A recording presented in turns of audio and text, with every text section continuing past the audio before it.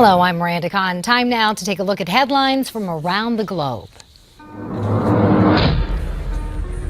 Get ready to take a trip into the future. The Chinese state news agency just released this map. It shows plans for the modern version of China's ancient Silk Road. The road will run from Shanghai all the way to Germany.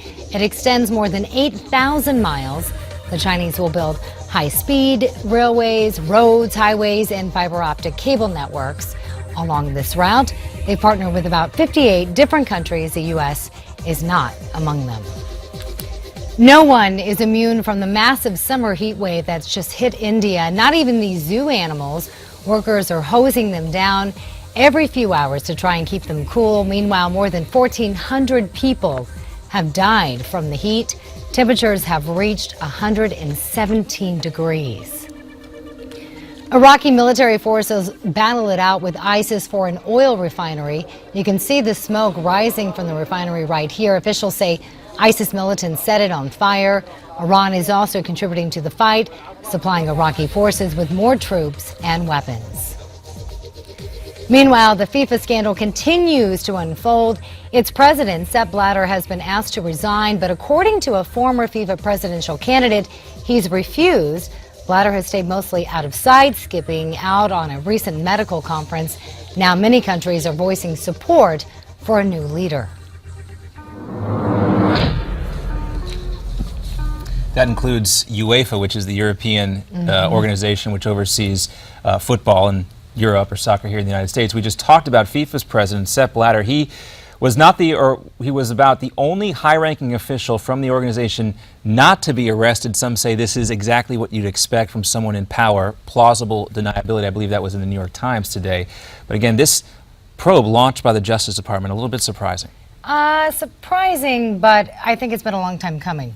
You know, he's been FIFA's president now for about 17 years, but Rick Horrow, the CEO of Horrow Sports Ventures, tells Hardline's Ed Berliner it might not be too long before Blatter is finally nailed. Let's listen in.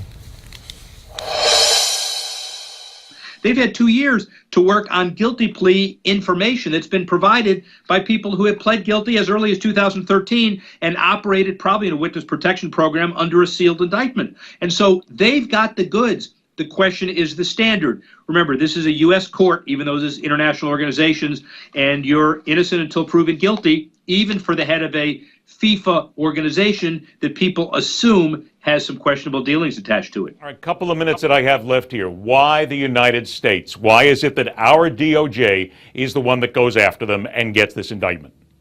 The DOJ spent the resources to coordinate one of the largest investigations in global history we're going to find. You could have indicted in any number of places. The U.S. courts decided, and the DOJ said, meetings were held here, TV contracts were held here, television networks pay money here, transactions are done here. So there's no question about jurisdiction. It's only a question about committing the resources to get this done. And frankly, we all understand that Bill Clinton was sitting in Singapore when Qatar won the 2022 bid, when everybody expected it to go to the United States. This is not sour grapes, but as I've said earlier, you're disappointing 5 or 6 groups that could have thought they would have had the World Cup. So you better be fair and you better be right. Well, one of the things that struck me by this is, you know, this is an investigation a long time in the works here, but to see Loretta Lynch, the new Attorney General, out in front of this issue with everything else that the DOJ has going on, was that part to me, and I'm going to wait until more of the information. Are you criticizing her for doing it? No, I'm not criticizing. I'm just saying it's kind of, I was surprised that this rose to her top priorities, where she felt like she needed to attend this particular news conference. Interesting move, and I'm going to wait until more of the details come out in the coming days. Do you think it's a political move on her part? Not necessarily. Not necessarily. I mean, I'm going to give her the benefit of the doubt here and say that this is a big deal, and you know, we're taking a look at American-owned sports apparel companies. Nike's been implicated in this. There's been a lot of implications. So obviously, there's a lot of roots underneath the ground that are spread a very have spread over a very large area. That's what I'm going to Most people have been very positive about what she's done.